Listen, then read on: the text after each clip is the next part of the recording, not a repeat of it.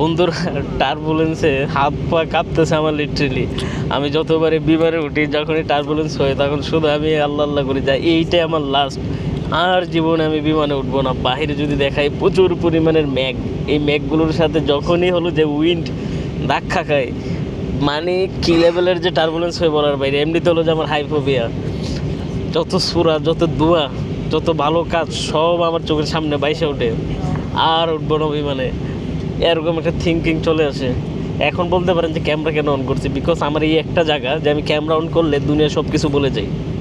যখন আমি স্নোকিং করতে গেছিলাম আন্ডার ওয়াটার, ওখানে গিয়ে আমি কোনোভাবে নিজের কন্ট্রোল করতে পারি না। পরে গোপ্রো ক্যামেরা অন করছি, পরে কন্ট্রোল করতে পারছি, বিকজ আমার একটা অভ্যেস হয়ে গেছে ক্যামেরার সামনে কথা বলতে। আর ক্যামেরার সামনে আমি কখনো মানে কনফিডেন্স লেভেল আমার 100 হয়ে যায়। যদিও পিছন দিয়ে যদি মনে করেন যে আমি ডেথ, তাও মনে করেন আমার এক্সপ্রেশন আসবে অন্যরকম। এই সাহসের জন্য এখন ক্যামেরা অন করে রাখছি। আমার মতো কারা আপনারা হলো যে টার্বুলেন্সকে প্রচুর ভয় পান আর বিশেষ করে হাইফোবিয়া আছে, কমেন্ট করে কিন্তু জানাবেন। বিমান জার্নি করলে বিশেষ করে যদি এয়ারবাসের বিমানগুলো হয়, A320 মডেলের ছোটো বিমানগুলো, এগুলো প্রচুর প্যারা দেয়। এর আগে টার্বুলেন্সে পড়ছিলাম আমি হলো যে লায়ন এয়ারে, যেটা হলো যে মালয়েশিয়া ভিত্তিক এয়ারলাইন্স, বাজেট এয়ারলাইন্স। বাট কাতারে আসছিলাম, মনে করছিলাম হলো যে বড় বিমান হবে বোয়িং। বাট বোয়িংটা ছিল হলো যে ঢাকা টু দোহা পর্যন্ত, দোহা টু এখন বর্তমানে জাঞ্জিবার যাচ্ছি, এটাতে দিচ্ছে না ওরা। বাহিরে দেখেন এই মেঘের সাথে বাড়ি খেয়ে টার্বুলেন্সগুলো হচ্ছে। আমাদের ল্যান্ড হবে, বিমানের ছায়া দেখা যাচ্ছে, দেখেন কি পরিমাণ। আল্লাহু আকবার, শিট শিট শিট।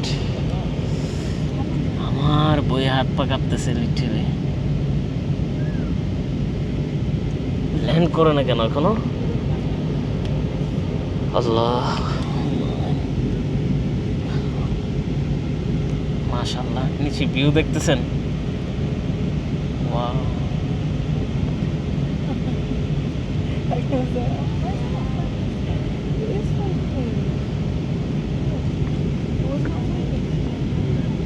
এই হলো জাঞ্জিবার, আফ্রিকার সবচেয়ে সুন্দর দ্বীপগুলোর ভিতর একটি।